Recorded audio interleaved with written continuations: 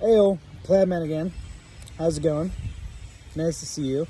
Yeah, I have to again excuse the plaid. It's still kind of nippy. I really just need to get a plaid jacket is the problem.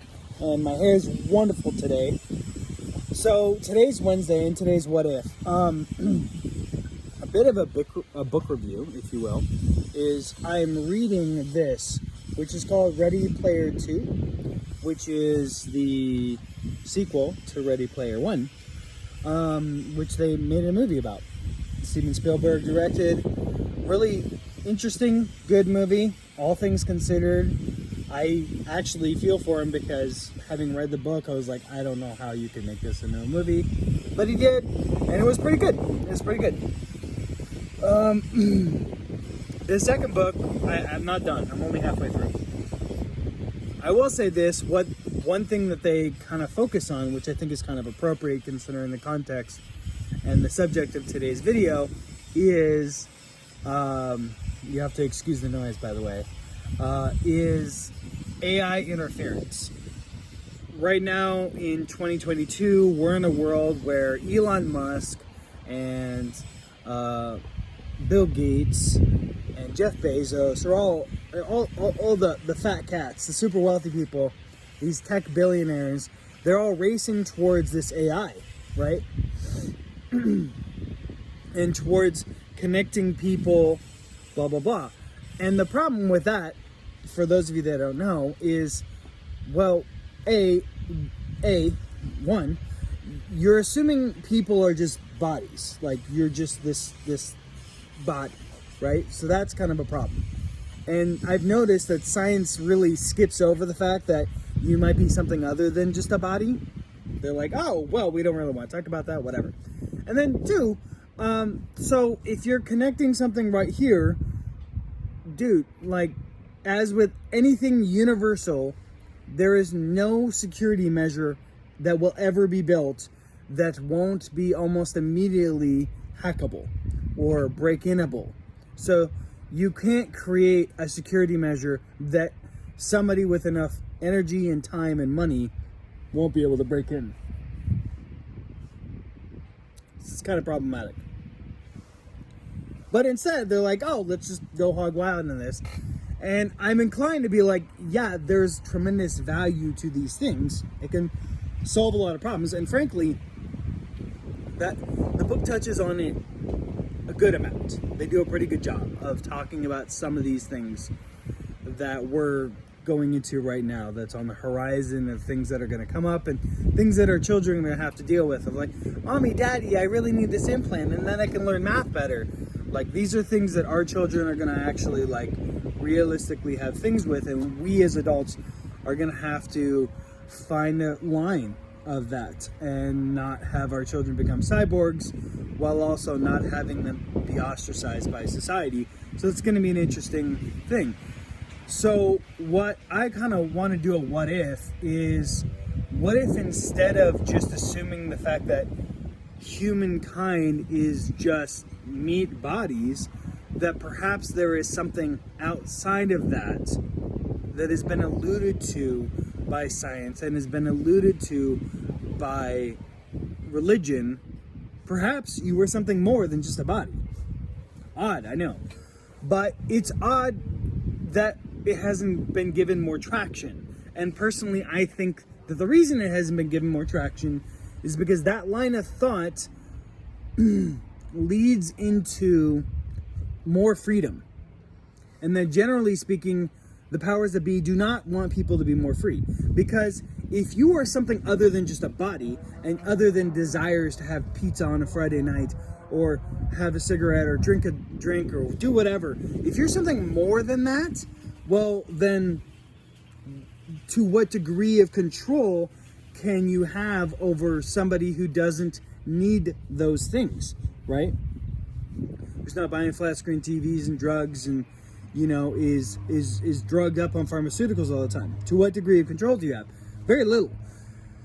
And so once you start connecting dots, maybe you'll start realizing like, oh, wait, what if you were not just a body? What if you were a spiritual entity who's controlling a body?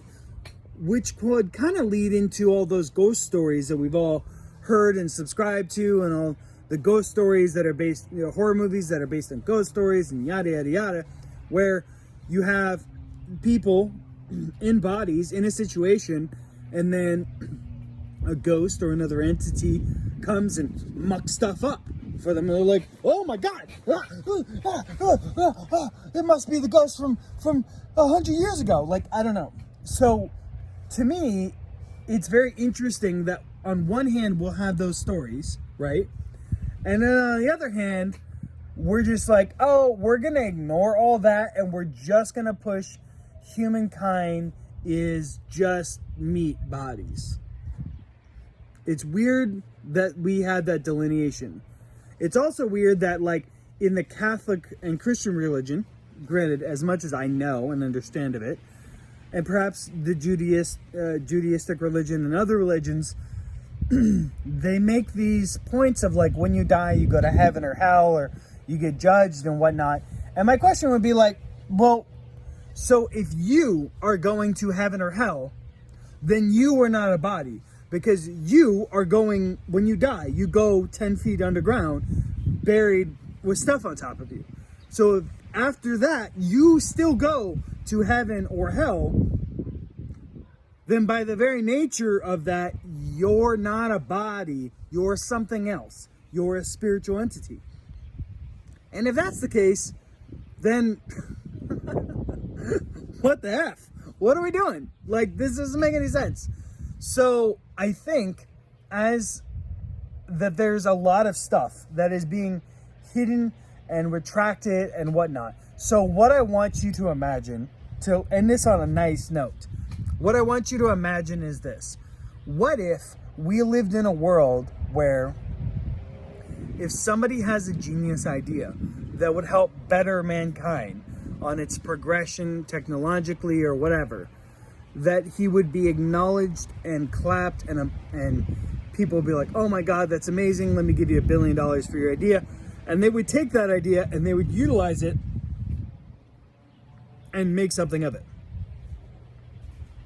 What would happen if that were the case? Because fun fact, in case you didn't know, we're still operating the best thing we got is nuclear power. And dude, we're not even operating on like really good nuclear power. And nuclear power, if you didn't know, is just basically heating up water to create steam to spin a turbine. So why have we not created anything better? Because that form of energy construction has been around for, I don't know, 100 odd years, maybe a little less, 90, 80 years. So why haven't we really come up with something better? Begs the question, because technologically speaking, we're in the internet age now, so we should have access to significantly better sources of energy. And frankly, if you have a ridiculously cheap energy source, then things like going to other planets, space exploration, powering cities, yada yada yada, suddenly becomes super easy. Even desalinating water becomes super easy. And then, okay, now everyone has really cheap, the world over, has really cheap energy, has really cheap clean water, which means we can have really cheap food, because everywhere the world is at now has access to cheap energy and water. And then once you have those things, you can make food and make it, and therefore everyone's making food, everyone's well fed. So bam.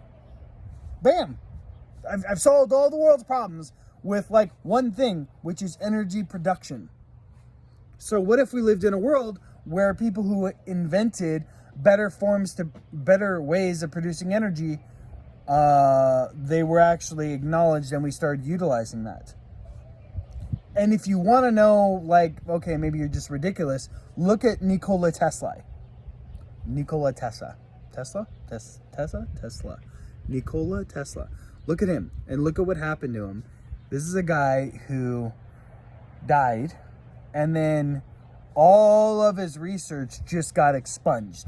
This great tower that he built got eradicated.